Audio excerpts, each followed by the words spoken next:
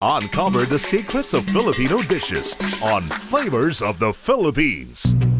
Ang mga saging na all year round available, pwedeng-pwede namang gawing tinapay. Kahit di ka na gumamit pa ng oven.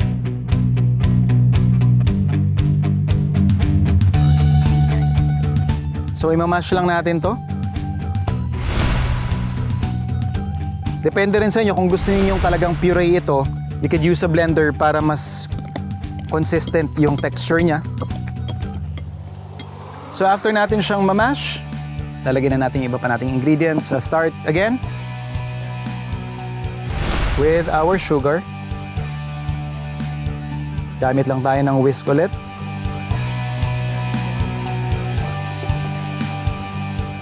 After that, yung ating butter. So mix lang natin to.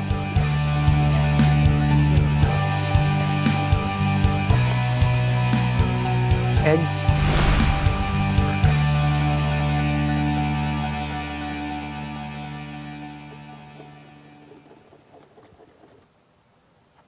Some milk.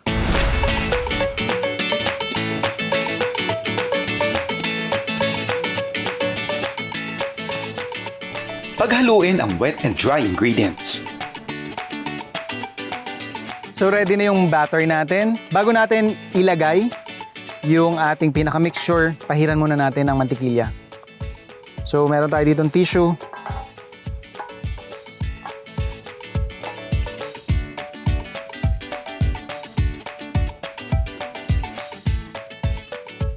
Halinhinang isalin sa bread mold ang batter at chocolate chips.